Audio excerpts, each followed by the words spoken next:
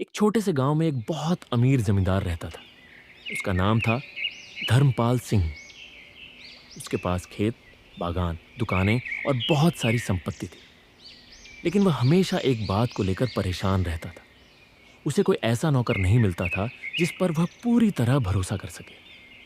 कई नौकर आए और गए। किसी ने चोरी की, किसी ने झूठ बोला, तो किसी ने धोखा दिया।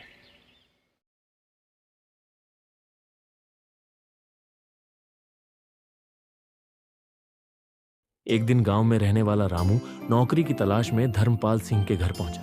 तुम्हारा नाम क्या है? मालिक, मेरा नाम रामू है। कहाँ के रहने वाले हो? पास के ही गांव का रहने वाला हूँ। घर की हालत ठीक नहीं है, इसलिए काम की तलाश में यहाँ आया हूँ। अच्छा, तो क्या काम कर सकते हो? मालिक, जो काम देंगे पूरी मेहनत और ईमानदारी से करूँगा। खेत का काम हो, घर का काम हो या कोई और जिम्मेदारी, मैं पीछे नहीं हटूंगा। बड़ी बड़ी बातें तो हर कोई करता है, लेकिन असली परीक्षा तब होती है जब इंसान के सामने लालच और ईमानदारी में से किसी एक को चुनना पड़े। मान लो तुम्हें रास्ते में सोने की एक थैली मिल जाए, उसमें बहुत सारा सोना हो, इतना कि तुम्हारी जिंदगी बदल जाए, तब तुम क्या करोगे? मालिक, अगर वह थैली मेरी नहीं है तो मैं उसे उसके असली मालिक तक पहुंचाऊंगा। और अगर तुम्हें पता ही न चले कि वह थैली किसकी है? मालिक, मैं गांव में पूछताछ करूंगा। जिसका नुकसान हुआ होगा वह खुद अपनी थैली को ढूंढता हुआ आएगा। और अगर कोई तुम्हें देख ना रहा हो, न कोई इंसान, न कोई गवाह? इंसान भले ही ना देख रहा हो मालिक, लेकिन भगवान तो देख रहे होंगे।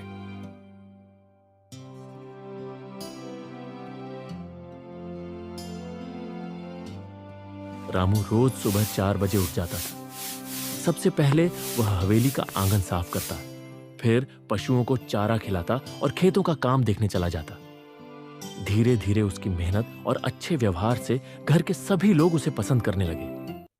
लेकिन हवेली में एक ऐसा इंसान भी था जिसे रामू की बढ़ती इज्जत बिल्कुल पसंद नहीं थी। वह था पुराना नौकर श्यामलाल। श्यामलाल मन ही मन रामू से जलने लगा था और अब वह किसी मौके की तलाश में था। एक दिन श्यामलाल हवेली के पीछे अपने एक पुराने दोस्त के साथ बैठा था। उसके चेहरे पर रामू के लिए साफ नाराजगी दिखाई दे रही थी। देखना, एक दिन मैं इस रामू को मालिक की नजरों से गिरा कर रहूंगा। लेकिन रामू ने ऐसा किया ही क्या है? वह तो दिन रात मेहनत करता है और मालिक भी उससे खुश हैं। यही तो बात है। कल तक इस हवेली में मेरी पूछ होती थी, लेकिन अब हर कोई रामू की तारीफ करता है। फिर भी उसकी ईमानदारी के सामने तुम क्या करोगे? यही तो उसकी सबसे बड़ी कमजोरी है। ईमानदार इंसान को फंसाना सबसे आसान होता है, बस सही मौका मिलना चाहिए। उसका दोस्त हैरानी से उसकी तरफ देखने लगा। उसे अंदाजा हो गया था कि श्यामलाल के मन में रामू के खिलाफ कोई बड़ी साजिश चल रही है। एक दिन धर्मपाल सिंह को किसी जरूरी काम से शहर जाना था। उन्हें वहां एक कारोबारी से मिलने के लिए 3 दिनों तक रुकना था।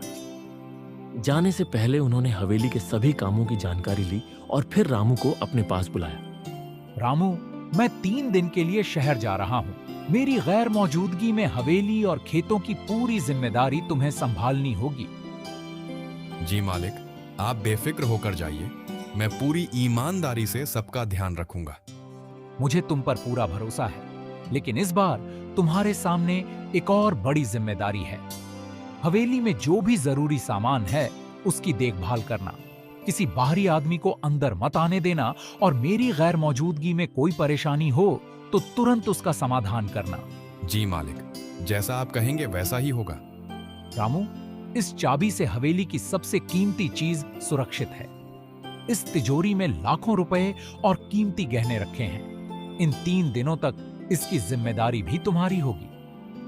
मालिक, आप मुझ पर भरोसा कर रहे हैं। मैं उस भरोसे को कभी टूटने नहीं दूंगा। रामू ने हैरानी से उनकी ओर देखा। ये देखकर घर के बाकी नौकर हैरान रह गए। इतना बड़ा भरोसा धर्मपाल सिंह ने आज तक किसी नौकर पर नहीं किया था। लेकिन श्यामलाल की नजर सिर्फ उस चाबी पर थी और उसके मन में अब एक खतरनाक योजना जन्म ले चुकी थी। रात का गहरा सन्नाटा छाया हुआ था। आसमान में बादल छाए थे और बीच बीच में ठंडी हवा चल रही थी। हवेली के सभी लोग दिन भर की थकान के बाद गहरी नींद में सो चुके थे। पूरे आंगन में सिर्फ झींगुरों की आवाजें सुनाई दे रही थी। लेकिन उसी अंधेरी रात में कुछ खतरनाक चोर हवेली की ऊंची दीवार फांद कर अंदर घुस आए। उनके चेहरों पर काले कपड़े बंधे हुए थे और हाथों में लोहे की रॉड तथा चाकू थे।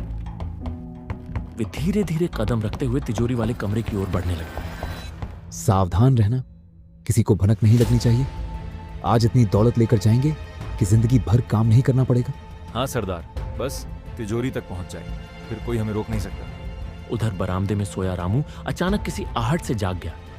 उसे लगा जैसे कोई धीरे धीरे चल रहा हो। उसने आंखें खोली और ध्यान से सुना।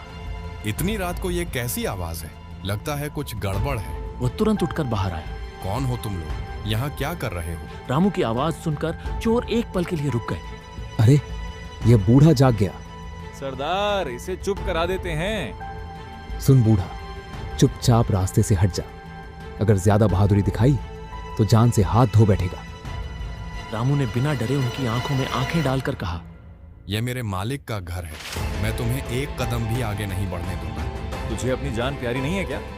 जान तो एक दिन सबकी जानी है, लेकिन बेईमानी और डर के सामने झुकना मुझे मंजूर नहीं। जब तक मेरे शरीर में सांस है, मालिक की एक पाई भी तुम नहीं ले जा सकते। एक अकेला नौकर हमें रोकेगा? हट जा रास्ते से।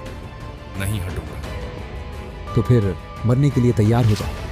इतना कहते ही चोरों ने रामू पर हमला कर दिया। रामू ने उसे जोर से धक्का दिया। चोर जमीन पर गिर पड़ा। चोर, चोर, बचाओ, चोर घुस आए। रामू की आवाज सुनकर आसपास के गांव वाले जाग गए।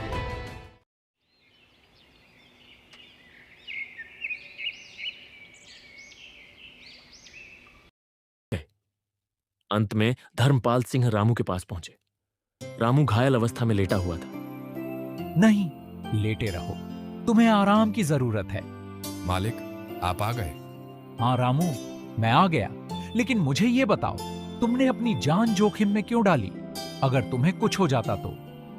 हल्की मुस्कान के साथ बोला, मालिक, आपने मुझे अपने घर में जगह दी। आपने मुझ पर भरोसा किया। मैं उस भरोसे को टूटने नहीं देना चाहता था। रामू, लोग सालों साथ रहने के बाद भी वफादारी नहीं निभाते, लेकिन तुमने जो किया है वह कोई साधारण काम नहीं है। तुमने साबित कर दिया कि इंसान की पहचान उसके कपड़ों या पद से नहीं, उसके चरित्र से होती है।